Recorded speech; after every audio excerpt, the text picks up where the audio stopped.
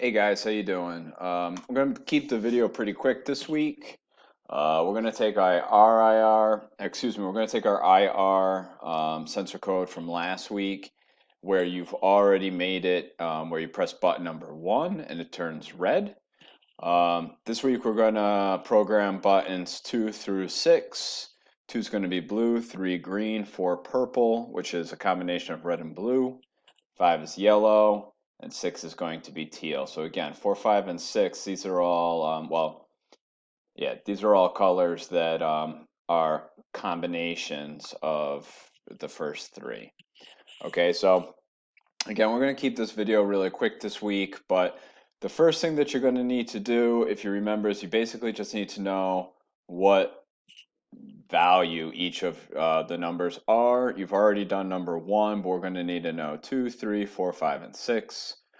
So when we start our simulation, we want to make sure that we can see our serial monitor. And we already did 1, right? But that's the code for number 1. We're going to grab code for 2, 3, 4, 5, and 6. I would jot all that information down. We can do, let's do 6 quick. So I'll take my last one here and we'll just work on one of the doubles. Okay, so remember last week we said like if results.value are equal to OX, which again, or 0x, which again stands for hexadecimal, and then we put in the code itself, and then we can do different things here. So for the first one here, I'm going to say digitally write red. Oh, I got to stop my simulation. Digitally write red high. I also, just to keep things working a little bit better, I'm going to say digital writes blue low and digital writes green low. Sorry, my Roomba just started up in the background. Okay, so again, when I start my simulation here, I haven't really done... Oh, well, that'll do it too. So the next thing we need to do here, the first thing we need to do here actually, which I totally forgot about, sorry about that, we're going to say integer blue is set to, and in my case it's pin 5, and integer green is set to pin 3. I'm also going to come down to pin mode, and I'm going to set these up for blue and green. Okay, so all of those are output. So now let's see if we can start that.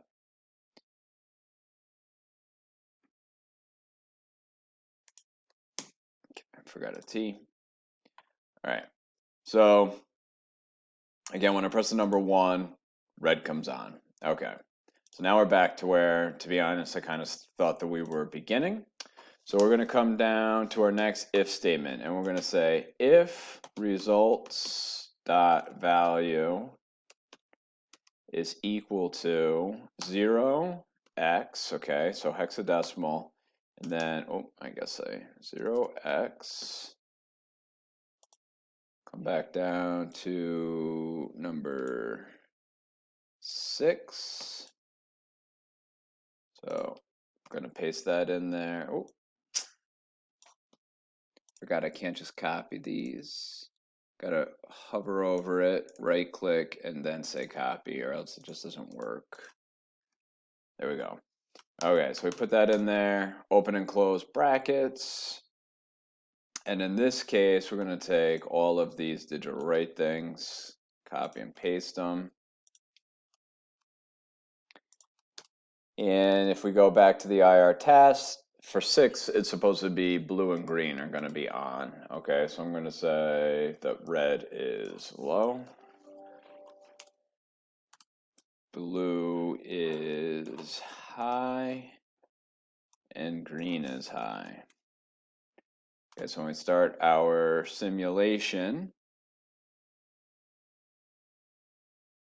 okay, so it says here, Function void loop in line 50-1, errors expecting a bracket at the end of the output. So find line 50 and figure out where that error is. I actually need this whole if results thing, so I forgot to put a bracket in here. So I'm going to add that because this start bracket now ends in this bracket, which was originally the one that was closing this if statement. Okay, so here I have an if statement, open and close bracket. Here I have an if statement, open and close bracket. Here, everything is still within the IR decode and results bracket. So now when we start the simulation, it should work. And again, when we click 1, the LED should be red. When I click 6, my LED should be teal. And then when I click all of the rest of my buttons, they should display these colors right here. So in the end here, your program should look kind of like this. When we press 1, it's red. Press 2, it's blue. Press 3, it's green. Press 4, it's purple. Press 5, it's yellow. And press 6, it is teal. Once you have that done, then you can go to export. I'm sorry, no, not export. You can go to share. You can say invite people, and you can copy your link. If I ever send you an email that says like your link didn't work, it's not typically your fault. I don't know. Maybe some of you aren't copying all of the link. Honestly, I'm not really sure. I know I've posted links in the past, and I've had a couple students email me and telling me that the link hasn't worked. I think that it has something to do with the program itself.